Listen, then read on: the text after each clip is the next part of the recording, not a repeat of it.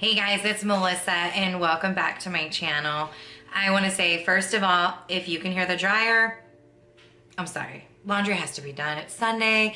This is what we do on Sundays. We clean, we do laundry, and mom sneaks away to record a video. So just roll with us. So thank you again to everyone who continues to watch my videos. I genuinely can't say thank you enough. Genuinely. That's gonna be my catchphrase. So anyways, I just thank you guys. I really appreciate it. Today's video, so I have like this long list of like names of cases that I want to cover, and then I've gone back on like cases that I've always been interested in, and then cases that had just intrigued me. Anyway, so I have this list, and this case that I'm going to cover today is on my intriguing list. Like, I've read about it and I've heard about it, but I don't know enough details. So I was sitting here yesterday and I'm watching my YouTube videos like I always do because I'm literally addicted, and I'm watching Stephanie Harlow, and does true crime videos as well.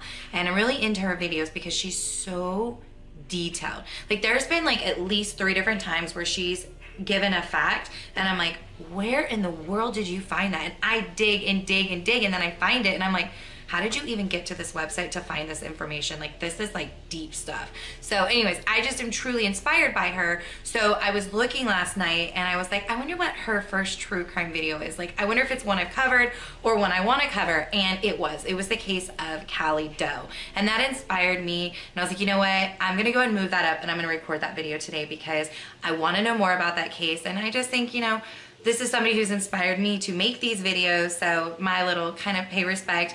It will be nowhere as good. Her videos are very lengthy and very, very detailed, which I love. Make sure that I link her video down as well because I always want to give respect to somebody that I got information from. So let's go and jump into today's video. We are going to be talking about the Jane Doe case of Calie Doe.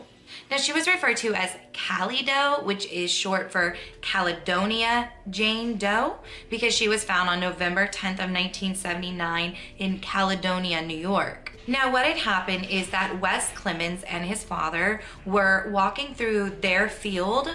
It was a cornfield, and I believe they were going to get coffee before they started the day, and they noticed something out in their field.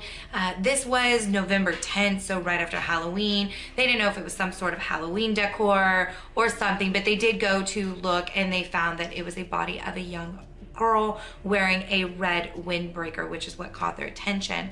Now, they did phone the police, and the first responder was a gentleman by the name of John York. John York was a first responder that stayed involved in the case, and he actually was one of the ones that made a lot of strides in the case to help find out who was responsible for the murder of this young girl.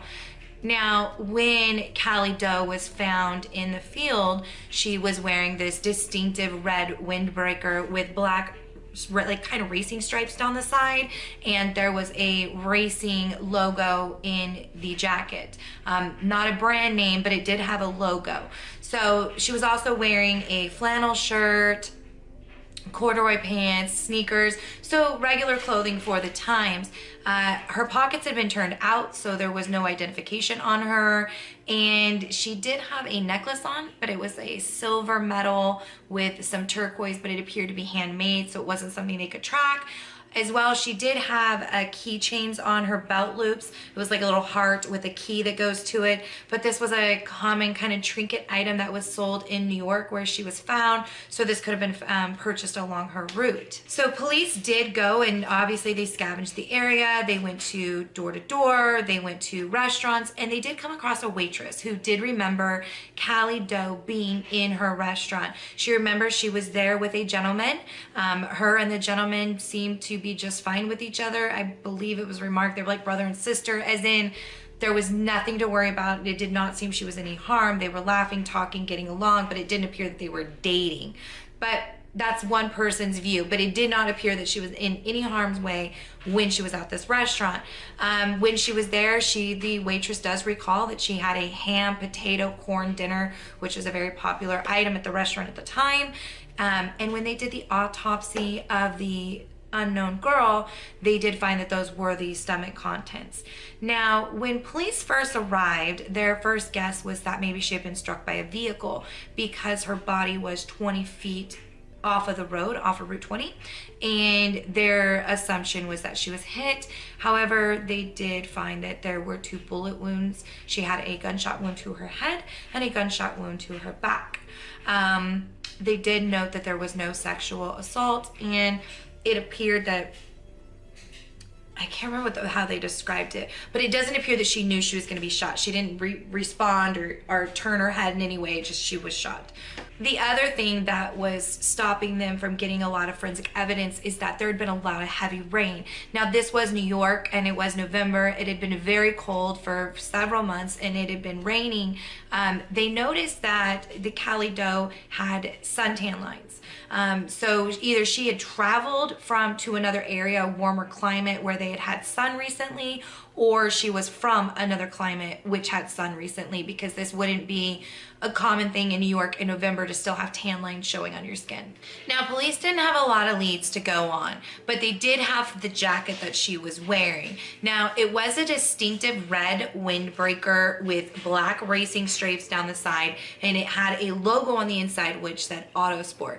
Now, we talked about John York before, the first responder. He did so much work on this case, and I can't imagine how he was able to get all of this information, because this is 1979. We're in the early 80s. There's not computers like there are now. There's no Google to turn to. So he was able to track down the manufacturer of this jacket. And unfortunately, the manufacturer of this jacket said it was a promotional item, kind of like merch or giveaways or things that you would find if you went to an event, like something they're giving away, a promotional item. And he had made thousands of them. He didn't have receipts anymore. So he really couldn't tell police where these jackets went to. So unfortunately, police were left with absolutely no leads whatsoever on identifying this little girl. So before we cover some of the theories and some of the confessions that have happened in this case on who might be responsible, let's talk about how the little girl was identified. Now, years and years and years went by on this case, and they literally could not figure out who this little girl was. So it actually happened, I believe it was in 2010. A classmate of a girl by the name of Tammy Jo Alexander. Now, this classmate by the name of Laurel decided that she wanted to reach out to her friend that she knew in high school. Now, she and this friend, so you're Laurel, who is looking for Tammy. So Laurel and Tammy are just really, really close friends in high school. They had a lot of really great memories, and they even had some stories to tell. Tammy Jo seemed to have a troubled childhood at home. Her mother, it was reported, had some addiction problems. They just weren't in a good situation. And Tammy Jo often ran away. And there was even a story that her and Laurel ran away once, and some things happened and it got really wild, and Laurel's mother had to fly them back home. So Laurel in 2010 is this woman, and she decides that she's really curious whatever happened to her friend Tammy. She goes on social media and she just cannot find her, and she's like, God, that's so weird. So some time goes by, but she decides she's just not giving up. Like, she really wants to reach out to this girl and just ask her how her life turned out. And she just can't find her, can't find her. She comes across a message board, and there's this guy by the name of Kevin who has posted on this really off-the-wall chat site and asking if anybody knows whatever happened to Tammy Jo Alexander, because he hasn't seen her since like 1978 or 79, and he's really wondering what happened to her since she ran away. So Laurel reaches out to this Kevin and says, hey, like, that's really crazy because I'm really wondering about my friend, and what do you know? He's like, yeah, I don't know. Like, apparently she ran away, but like, you would think by now she would have surfaced. Like, you know, I'm kind of wondering how her life turned out. So they end up getting in contact with her sister, and I believe this is her half sister by the name of Pamela. And Pamela's like, yeah, I know she ran away. We don't have any information on her. She ran away. I always wonder what happened to her, but like, we just think she started a new life. And so they decide at this time that, you know, hey, maybe we should file a missing persons report. And this is in 2014.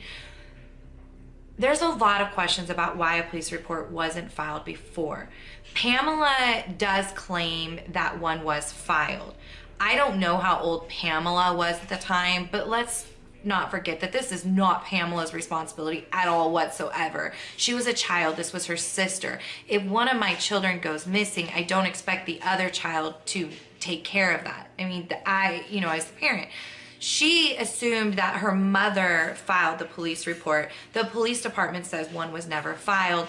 There are some grievances now between the family and the police department.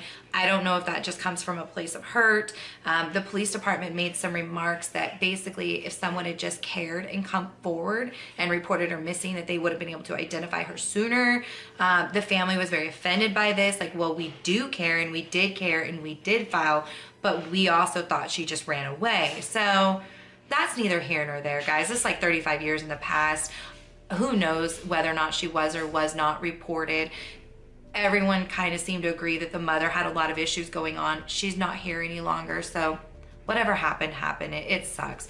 She was identified eventually. What they did was they took DNA from the body and from Pamela, and they confirmed that, in fact, this body that had been a cold case, Calie Doe, for 35 years was, in fact, Tammy Jo Alexander, and she had not ran away, it appeared she might have run away, but she had not returned because she was murdered.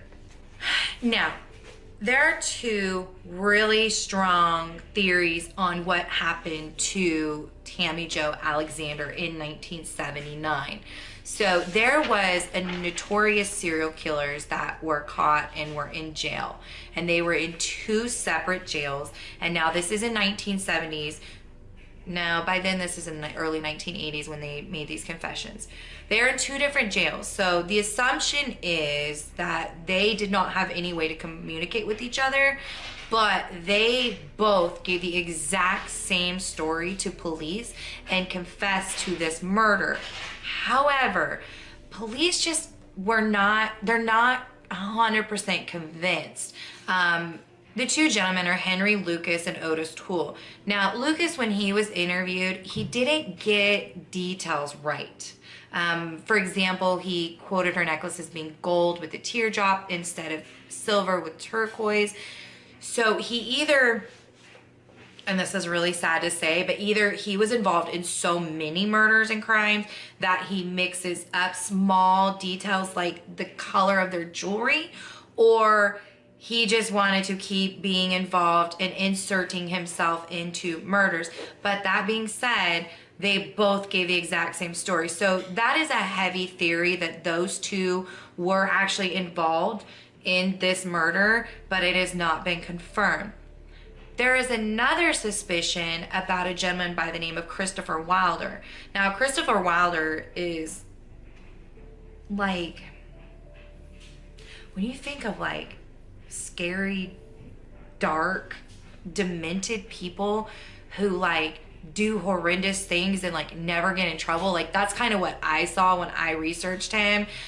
He was involved in accusation after accusation after accusation between the US and Sydney, and he like really like he would get charged but like nothing would happen. Like he just was involved in so many. Now in 1984 he actually went on a killing spree, and when he was caught he was disposing of two bodies 60 miles from where Tammy Jo Alexander's body was found.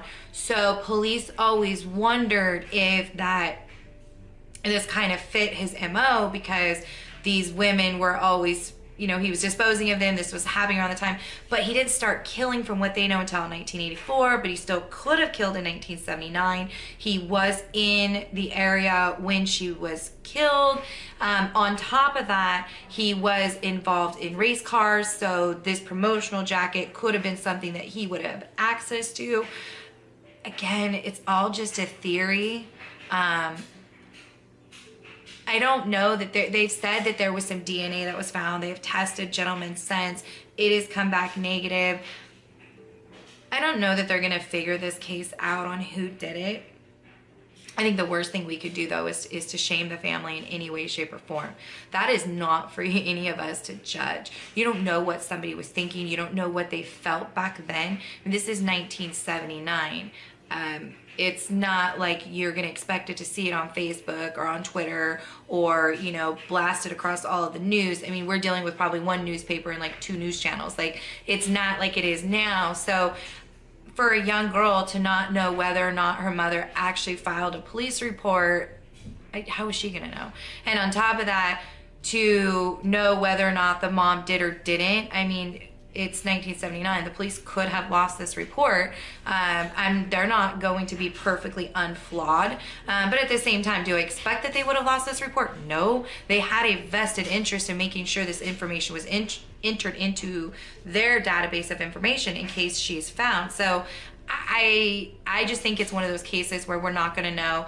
It appears that the mother probably did not, because she just assumed that she just ran away again. And that is a scary thing. There's so many kids that when they go missing, they finally just like, oh, they ran away, and don't know. Don't give up. Don't stop sharing. You see these things on Facebook. People are sharing like, hey, help me find so-and-so's kid. Keep sharing, keep pushing, you know, make sure that we're being diligent and that we're looking up missing cases and cold cases and always trying to match, because that is exactly what happened in this case, is that somebody saw the sketch, they saw the picture, and they went, I've seen this, I recognize, and I know who this little girl is. So I think it's really important that we make sure we're sharing cases like this. And thank you again, everyone who takes a moment to watch. You deal with my hands moving around. I literally, like, I keep telling myself, like, just sit on your hands, stop, but it's not gonna work. I'm just gonna be me. So thank you guys so much, and y'all have a great day.